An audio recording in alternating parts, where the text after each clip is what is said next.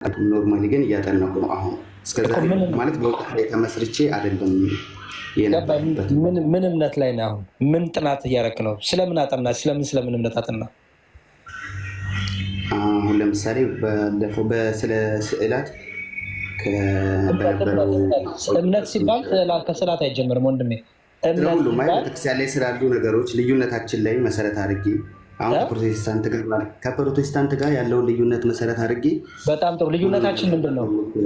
ምንድነው ልዩነታችን? ከክርስቶስ ይጀምራል። ከምን? አማላጅ ከሚለው ይጀምራል። እንደዛ ነው የተማርከው? ከዛ ነው የሚጀምረው። ልዩነታችን ከክርስቶስ ጀምሮ ልዩነት አለን ለማለት ፈልጌ ነው። በፕሮቴስታንት እምነት ላይ አማላጅም ፈጣሪ ነው። በኦርቶዶክስ ደግሞ አምላክና ፈራጅ ነው ያለው። ከዛ በጻድቃን ምልጃ በመላእክት እንደዚህ እያለ እሱ እንኳን አይደለም። በስላሴ ላይ ያለን ልዩነት ታውቀዋለህ? በስላሴ ላይ ልዩነት እንዳለ አላውቅም።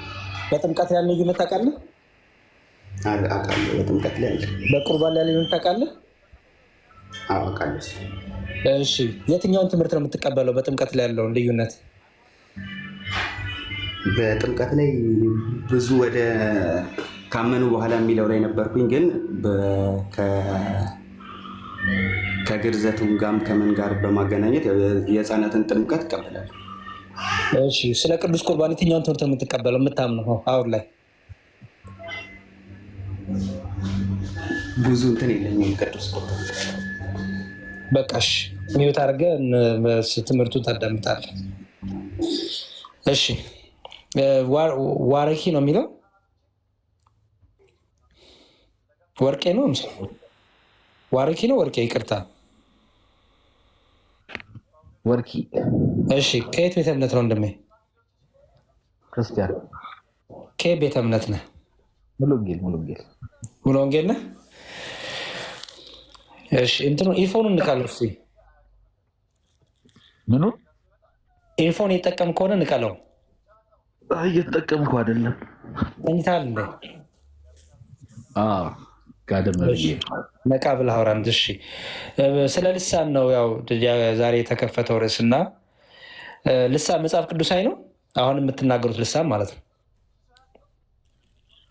ልሳን መጽሐፍ ቅዱሳዊ ነው። አሁን የምትናገሩት ልሳን መጽሐፍ ቅዱሳዊ ነው? እኔ አልናገርም በልሳን። አይ አንተ ተናገርኩ አላልኩም እኮ። አሁን የምትናገሩት ስል በቸርች ማለት ነው። በቸርች የሚነገረው ልሳን መጽሐፍ ቅዱሳዊ ነው ያሉንም ሊኖር ይችላል። እኔ ግን ያው ትርጉሙን ካልነገረኝ መጽሐፍ ቅዱሳዊ ነው ብዬ አላምንም። ተነግሮ ያውቃል ልሳኑ? ተተርጉሞልኝ ያውቃል ከዚህ በፊት። እሺ፣ ያ ልሳን የተረጎመል የምን ሀገር ቋንቋ ስለሆነ ነው? የምን ሀገር ቋንቋ እንደሆነ አላወቀም፣ ግን ልሳኑን ተርጉሞት ነግሮናል። እሺ፣ በመጽሐፍ ቅዱስ ስለ ልሳን መጀመሪያ ልሳን የተናገሩት ማን ናቸው? ሐዋርያቶች ናቸው። ሐዋርያቱ። በጣም አሪፍ። ሐዋርያቱ የመጀመሪያው ልሳን ሲናገሩ ዓላማው ምን ነበር? የልሳኑ ያው መንፈስ ቅዱስ እንደወረደባቸው የታየ ምልክት ነው። በቃ አዎ፣ ሌላ ምን አለ? ኧረ ተው፣ ሌላ ምንም የለም። ዓላማው የወረደበት ይሄ ነው። መንፈስ ቅዱስ በእነሱ ላይ ሲወርድ እንደወረደባቸው የተለያዩ የተከፋፈሉ ልሳኖች በላያቸው ላይ ታየ። በአዲስም ቋንቋ መናገር ጀመሩ ነው። ዓላማው ምንድን ነው? መንፈስ ቅዱስ እንደወረደባቸው። ምን ማለት ምን አባቴ? እሺ፣ አዲስ ቋንቋ ለምን ሰጣቸው? ያው በሰማያዊ ቋንቋ ራሳቸውን እንዲያንጹ ያመሰግኑበት። ኧረ ተው፣ እንደዛ ነው? አዎ። እሺ፣ እስቲ በመጽሐፍ ቅዱስ እንደግፈው አይመስልህም? ዲያቆን አንዴ ትልቁ ላይ አድርጉኝ።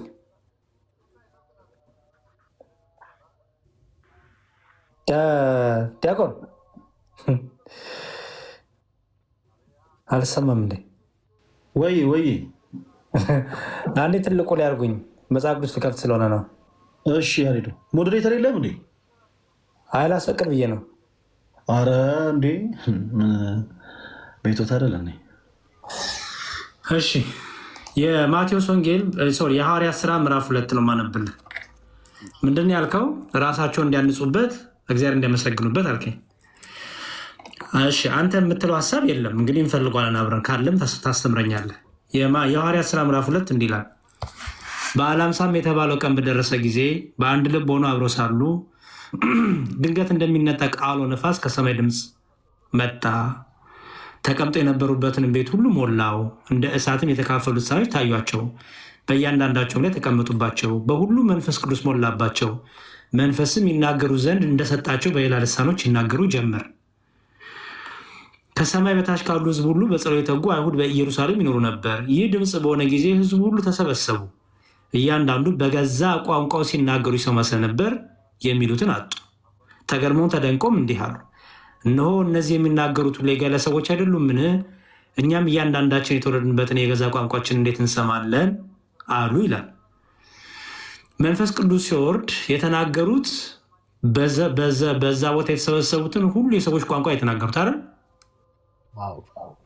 የሚታወቅ ቋንቋ የተናገሩት የሚታወቅ ቋንቋ ግን ሁሉንም ማለት ሳይሆን እነዛን ቋንቋዎች የሚሰሙ ሰዎች ነበሩ። እነሱ በተናገሩበት አካባቢ ላይ ሁሉንም ነው ለመሰለ ሁሉንም ያልኩ የሁሉም ሰው የሚሰማው ነው በሚል አልመሰለ ማማ እንደነበረ የጴርጤና የሜድ የኤሌሜንታ በይሁዳም በቀዶጵያም በጴንጦስም በእስያም በፍርግያም በጵንፍልያም በግብፅም በቀሬናም በልቢያም በሮሜም የይሁዲትም የገባን የቄርጤስና የአረብ ሰዎች እነዚህ ሁሉ ሰዎች ተገኝተው ነበረ እዛ በዓል ለማክበር አይደል? የእነዚህን ሁሉ ሰዎች ቋንቋ ይኸው ምን ይላል? የእግዚአብሔርን ታላቅ ስራ በልሳኖቻቸው ሲናገሩ እንሰማቸዋለን። ሁሉም ይላል አያ ሁሉም ተገረሙና አመንትተው እርስ በርሳቸው እንጃ ይህ ምን ይሆን አሉ። ሌሎች ግን እያፌዙባቸው ጉሽ ወይን ጠጅ ጠጥተዋል አሉ ይላል። አሁን ልክ ልሳኑ ሲወርድባቸው ሐዋርያቱ ልሳኑን የጠቀሙበት ለምንድን ነው? ቃለ እግዚአብሔርን ለማስተላለፍ ወንጌልን ለመመስከር። ምክንያቱም ሐዋርያቱ ወንጌልን ያስተማሩት ለዓለም ሁሉ ወንጌል እንዲደረስ የዓለም ሁሉ ቋንቋ ማወቅ አለባቸው አይደል?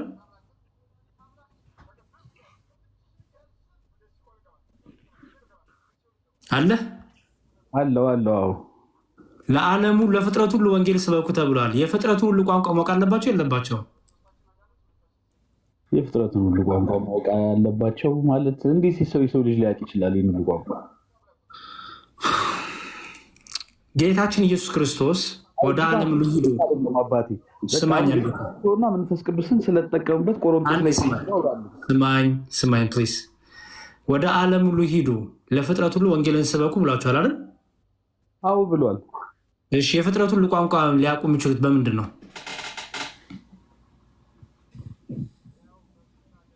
ባይዜ በሄዱበት ቦታ በዛ ጊዜ ብዙም ቋንቋዎች ለምሳሌ አሁን ወደ ግሪክ ነው የሄዱት። ግሪክ ሲጠቀምበት የነበረ አለ። ሁለተኛ ደግሞ በልሳን ነው የሰበኩለት ትለኝ ነው አንተው። እኔን ተወኝ፣ ለምን አትወኝም? ያንተን ትምህርት ንገረኝ። በዓለም ሁሉ ቋንቋ ለዓለም ሁሉ ሄደው ወንጌልን የሰበኩት የዓለምን ቋንቋ በምን አውቀው ነው?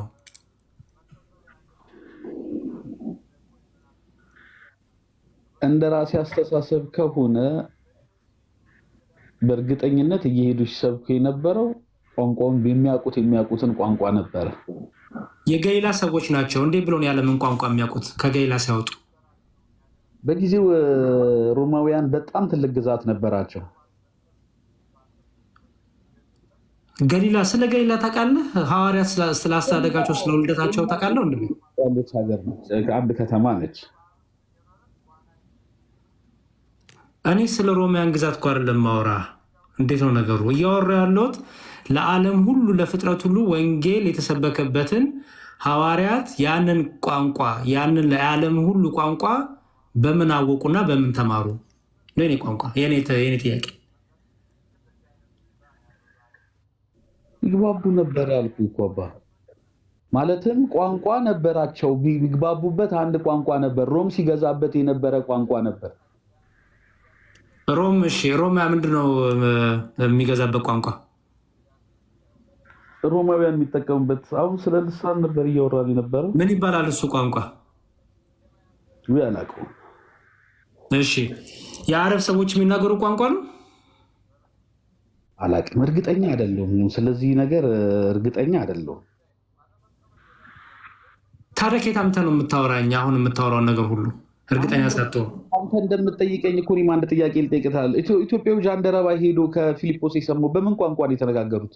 በጣም ጥሩ። እሺ ስለዚህ መልስ የለም። እኔ ልመልስልህ። መንፈስ ቅዱስ ቋንቋን ይገልጻል። መንፈስ ቅዱስ ለሐዋርያቱ ቋንቋን ይሰጣል፣ ቋንቋን ይገልጻል። ከመንፈስ ቅዱስ የተነሳ የፍጥረቱን ሁሉ ቋንቋ ይናገሩ ዘንድ መንፈስ ቅዱስ ይህን እውቀት ይሰጣል። ምክንያቱም በዚህ በሐዋርያት ሥራ ምዕራፍ 2 ላይ እንደምትመለከተው ወንድም አለም